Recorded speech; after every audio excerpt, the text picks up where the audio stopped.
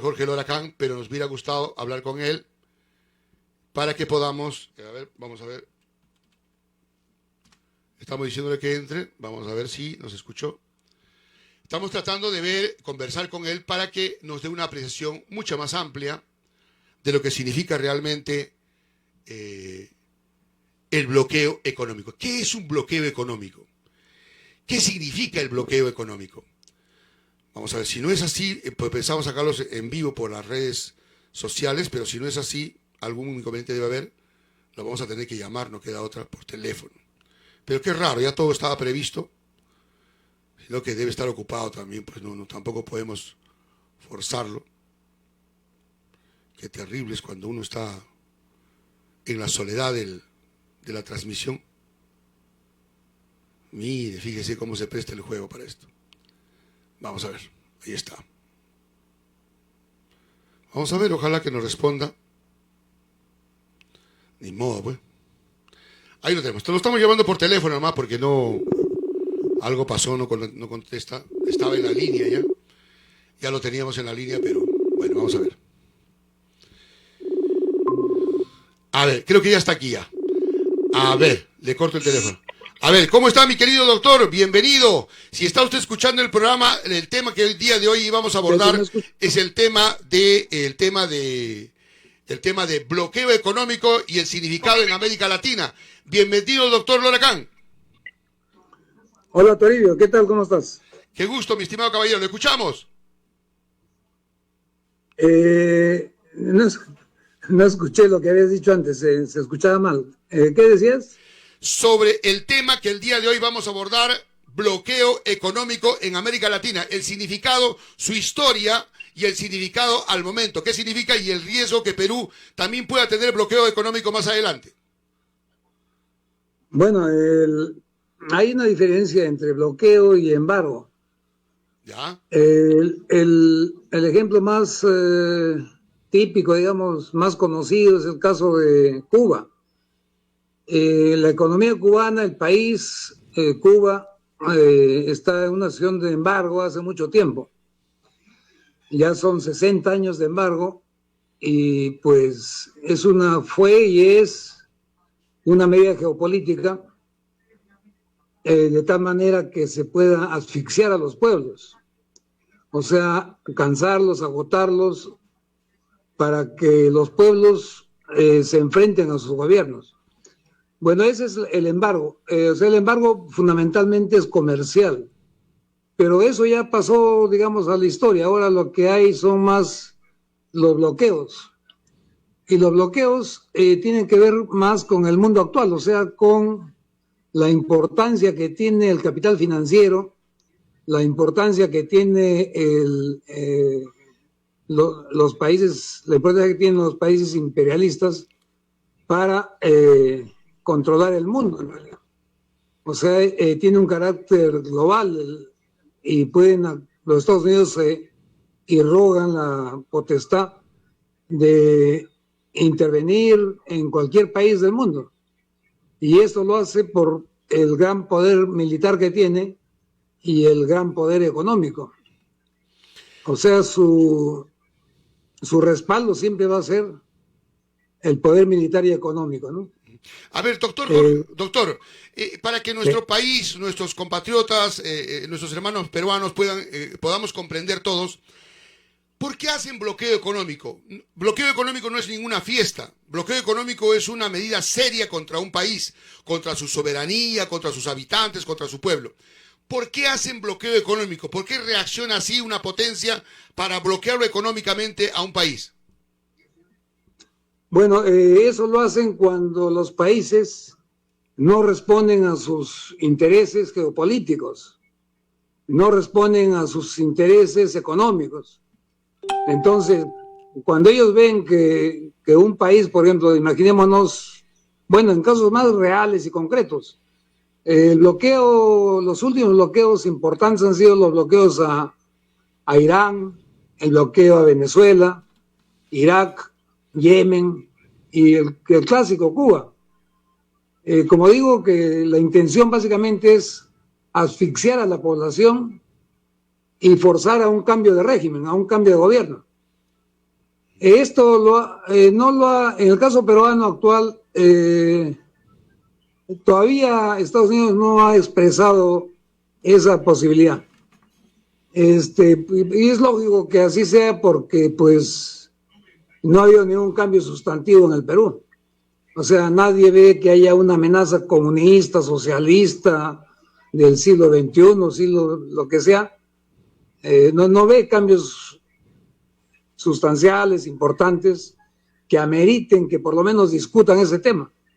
Seguro que lo están viendo, lo están analizando, pero bueno, con la derecha que tiene nuestro país, también ellos desconfían mucho de estos delincuentes, ¿no? Ujú. Pero dígame, yo entiendo, por ejemplo, a mi manera de entender, que cada vez que el pueblo o los pueblos en diferentes partes de América Latina empiezan a ganar espacios, el pueblo, sea en gobierno, sea en manejos municipales, sea en manejos del sistema, control de autoridades, un poco que eso incomoda a la derecha y si esos ganan, por decir, ganan los que están controlando el poder, cambian la constitución, empiezan a ser señalados como comunistas y que si ganan el poder buscan de cualquier manera, como lo han hecho ahora, buscar la ayuda de otro país para bloquearlo o decirle que allí se vive en dictadura y ese gobierno no debe existir. Eso es lo que tradicionalmente hemos vivido de los gobiernos de la oligarquía o los que hacen el remeo de colonia en el país. Sí, lo primero que debemos entender es que vivimos en un país recolonizado. Los 30 últimos años han sido un proceso de recolonización permanente, constante, donde todo comienza con la privatización de todo. Primero la privatización de los territorios y la privatización de los recursos naturales. Y un poco antes de eso, como precedente, digamos, lo que se privatizó fueron las mejores empresas que tenía el Perú. Dentro de ellas está la Pampilla, por ejemplo, o la refinería que tenemos acá en Hilo. Además eran empresas, algunas empresas estas permitían que se controle la salida de minerales. Bueno, el caso de nuestra refinería es ese, ¿no? Con el paso de la refinería a manos de la Sauder, ya no hay más control. Uh-huh. Bueno, entonces, más que todo los bloqueos son sanciones, ¿no? Y las sanciones se dan especialmente cuando digo no hay una obediencia a las órdenes de los Estados Unidos. ¿Obediencia o sometimiento? Siempre han pensado, han querido un sometimiento total, ¿no? O sea, como te decía la última vez, ellos no quieren que se les toque un pelo, ¿no? No quieren que se modifique nada de lo que ha sido modificado. O sea, ya se privatizaron las grandes empresas, se privatizó los territorios a través de las concesiones especialmente. Cada día se le quitan más tierras a los pueblos originarios, se les quitan sus territorios a las comunidades campesinas, a las comunidades nativas de la Amazonía también. Y esa situación no solo no se quiere limitar, no se quiere frenar, sino por el contrario. Lo que quiere este Congreso, por ejemplo, el Congreso representa básicamente no solo los intereses de la derecha, porque decir eso es muy simple. El Congreso representa los intereses de la colonización del Perú.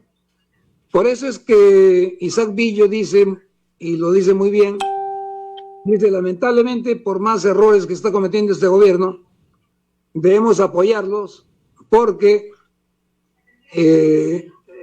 la entrada de un gobierno de esta señora Alba, que es muy cercana a Keiko Fujimori, pues va a ser no solo el entreguismo total y absoluto del país, o sea, ya vamos a hacer, ya no sé cómo llamarle, porque si ya somos una economía colonial,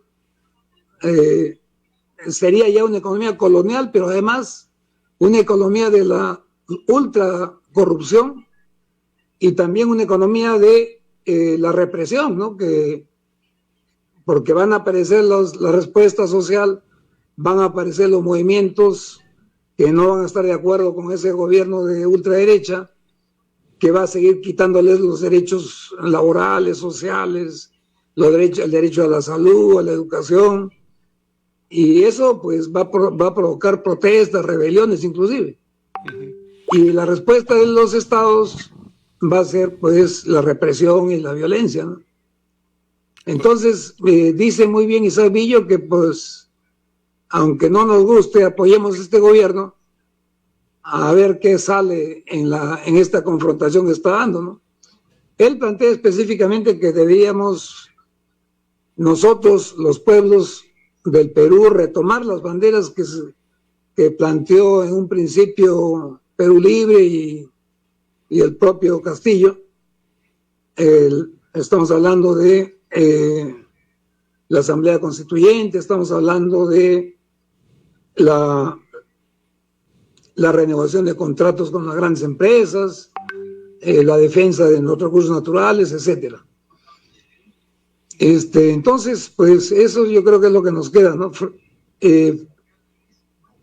Mientras, sí es posible que en las circunstancias actuales comencemos a sentir algunas presiones, depende cómo vayan las contradicciones entre estas dos fuerzas que están luchando en este momento, ¿no? O sea, el gobierno, principalmente el gobierno y el Congreso, ¿no?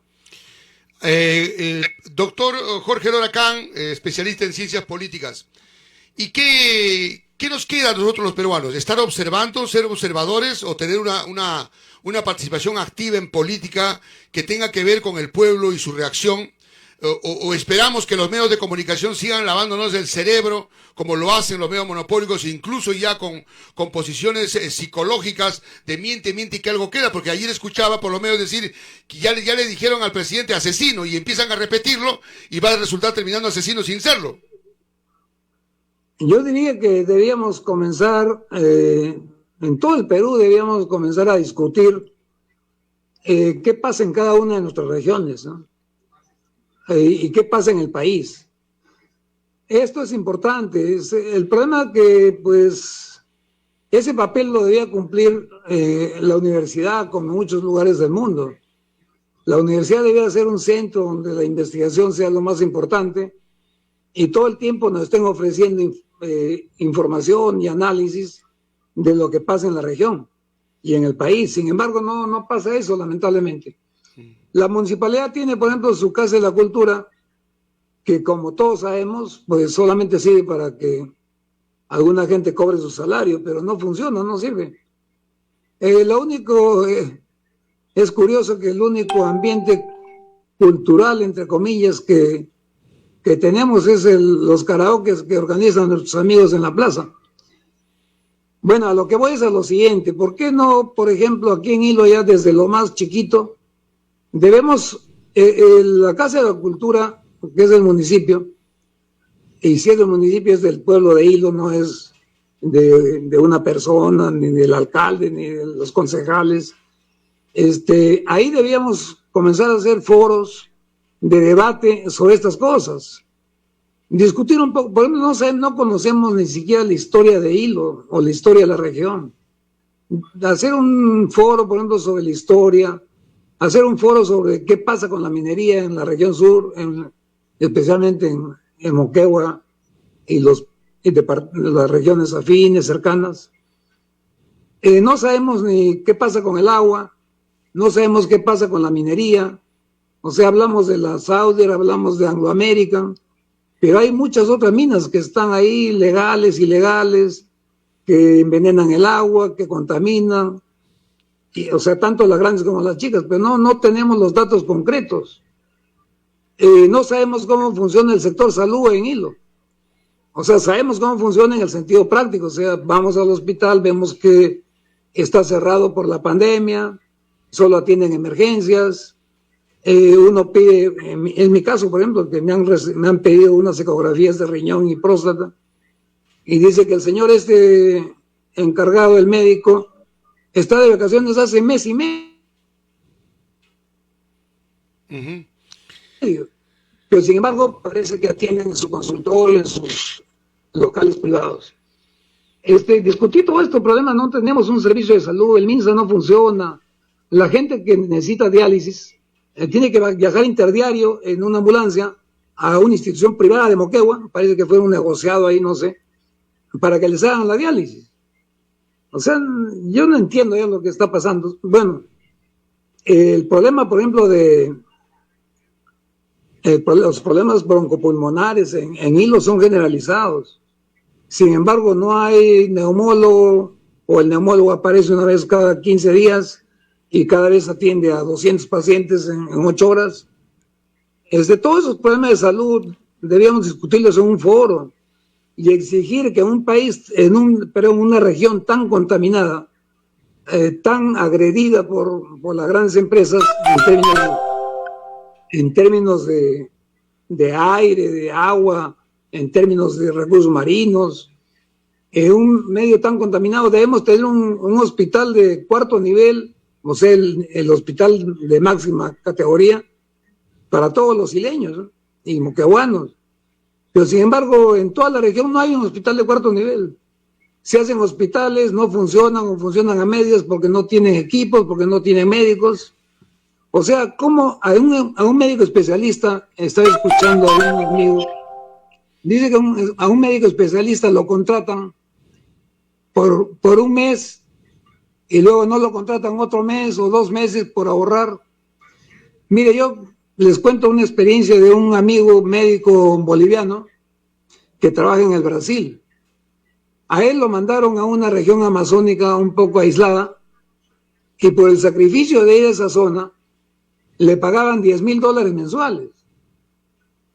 Y entonces aquí, con la riqueza que tiene el Perú, supuestamente la tiene, aunque se la llevan toda, a la gran parte, al 90% o más, y con la riqueza que tiene el Perú, debíamos nosotros tener médicos bien pagados. O sea, un médico aquí en Hilo un médico bueno, de calidad, obviamente, debía ganar fácilmente unos $3,000.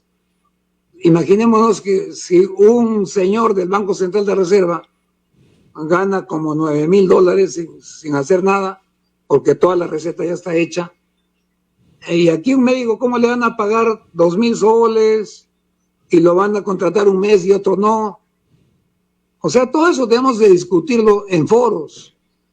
Y de ahí va a salir también la necesidad de hacer una nueva constitución, porque la constitución impide, por ejemplo, que los municipios se encarguen o tomen el problema, por ejemplo, el desarrollo industrial, o solamente dicen los gobiernos municipales, regionales deben promover, o sea, pero no meterse. Por ejemplo, se pueden hacer cultivos de mariscos de varios tipos, y eso lo podría hacer el propio Estado. Sin embargo, no lo hace porque ellos no tienen por qué meterse en la producción, por qué meterse en la economía. O sea, según ellos, el Estado solamente debe servir para atender las necesidades de la inversión privada. Y eso no puede ser, eso hay que cambiarlo. O sea, el Estado debe servir al desarrollo de las sociedades, al desarrollo de los pueblos, al bienestar de los pueblos, no a la empresa privada. Y el problema de todo el Perú es ese, o sea, tener un Congreso y tener muchos políticos y muchos medios periodísticos, tener todos grupos de poder, instituciones, que creen que solo el apoyo a la inversión privada es lo único que hay que hacer. Y todo lo que es público, todo lo que es estatal, todo lo que es social, eso hay que rechazarlo y eliminarlo. Entonces hay que cambiar todo, y eso debíamos comenzar con debates en un foro como en la Casa de la Cultura, y eso transmitirlo a través de emisoras como donde tú estás, ¿no? Bien, doctor, siempre es un gusto conversar con usted. Yo le agradezco por estas apreciaciones que me permiten tener una idea en qué nivel nos encontramos como pueblo, en qué nivel de conocimiento, los retos y desafíos que aún nos quedan aún todavía por hacer, pero que significan que realmente también hay una reacción que tiene que tener el pueblo peruano frente a los hechos políticos que se dan en nuestro país, porque tampoco podemos ser observadores, meramente observadores, sino que en el terreno de la lucha o en el terreno de la marcha poder avanzar, porque la derecha, la oligarquía, estos entreguistas del gobierno, el Congreso, siguen haciendo de la suya y más aún sumados ahora también a los medios monopólicos de comunicación. Así que mi doctor Jorge Loracán, es un reto el que permanentemente hay que desarrollarlo y que hay que estar atentos frente a todo esto. Yo te agradezco por la comunicación, no sé si algo más tengan que indicarnos. No, solamente que pues pensemos, como tú dices muy bien, pensemos en acciones concretas, reales, inmediatas, que debemos ir tomándolas para desarrollar la conciencia de nuestra gente, ¿no? Para desarrollar el conocimiento de nuestra realidad. Y a partir de ese conocimiento, pues nos vamos seguramente a indignar, porque todo lo que pasa en nuestro país es indignante, ¿no? Corrupción en la policía, corrupción en todas las instituciones, y ya el gobernador regional está procesado por la Procuraduría. Ya escuchamos versiones de los alcaldes de varios distritos y provincias también en problemas. O sea, todo funciona en torno al interés privado, ¿no? Todo el mundo quiere ser político para ganar más, para que su familia pueda vivir 20 años de lo que ganan ellos en 5 años en el gobierno. Entonces, estamos mal, ¿no? Por eso debemos discutir también los salarios en general que tenemos los trabajadores y el país en su conjunto, para plantear políticas sobre todos los aspectos, ¿no? Bueno, eso bien, ya lo seguiremos discutiendo, Toribio. Correcto. Un fuerte abrazo. Un abrazo, muchísimas gracias. Gracias por confiar en el informativo El Pueblo Quiere Saber. Ahí teníamos al doctor Jorge Loracán, doctor en Ciencias Políticas, quien ha tenido a bien estar con nosotros y poder mostrar sus apreciaciones de la coyuntura actual que vive el momento.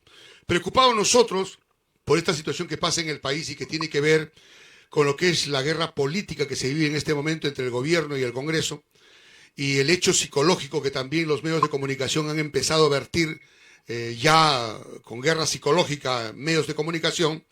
Y otro aspecto que no es bueno obviar, sino tenerlo en cuenta, es cómo se desarrollan los bloqueos económicos, porque si el pueblo empieza a empoderarse, el pueblo empieza a cambiar la constitución, el pueblo empieza a emerger el poder, el pueblo empieza a tomar el control de todo, entonces ese descontento también van a llegar a las potencias y van a buscar cómo bloquear a ese país. O sea, son los retos y caminos que tenemos que encontrarlos y cruzarnos, pero que definitivamente tenemos que estar preparados para todo eso. A eso obedece el programa el día de hoy, mis amigos. Así que mostrando nuestro agradecimiento siempre al doctor Jorge Loracán por habernos aceptado la invitación de poder conversar con nosotros. Para nosotros siempre es un gusto tenerlo con nosotros y de esta manera estamos avanzando, mis amigos. Así que hoy estamos en este programa especial para hablar con ustedes de bloqueo económico internacional y su significado. Y estamos gracias a Cevichería Julia, lo mejor en pescado y mariscos en la ciudad de Hilo, donde usted pide su caldillo de pescado, pide el poderoso ceviche, exige su parihuela, sudado y todo tipo de jaleas. Estamos a un costado de Plaza Vea, con una impresionante vista al mar, en la orilla del mar, y una bellísima vista panorámica de nuestro malecón costero. Pedidos al teléfono delivery 941-321-776, 941-321-776. Cevichería Julia. Luzca una dentadura y una sonrisa perfecta, todo esto en el Centro Estético Odontológico Hilo Americanas. La doctora Milagros Segarra y su personal de especialistas en odontología lo atienden en todas las especialidades y los están esperando siempre. Los esperan de lunes a sábado, de 9 a 1 de la tarde y desde las 4 de la tarde hasta las 8 de la noche. Estamos ubicados en Girón Moquegua, 332 en el segundo piso de Incafarma, frente a la Plaza de Armas en la ciudad de Hilo. Nuestro teléfono para consultas, el 053 48 30 96, 053 48 30 96. Luzca una dentadura y una sonrisa perfecta en el Centro Estético Odontológico Hilo Americanas. Ya está en la ciudad de Hilo, en las playas de Hilo, las empanadas Romeros, y está mostrando su agradecimiento por la temporada de playas. Agradece Empanadas Romero a toda la población de Hilo por haberle mostrado la preferencia en las empanadas, en su variedad de empanadas. Empanada de queso, empanada de pizza, empanada vegetariana, empanada hawaiana, empanada caprichi, la empanada de carne, la empanada de pollo. Los pedidos de las empanadas aún todavía se atienden los pedidos en el WhatsApp 910 610 939.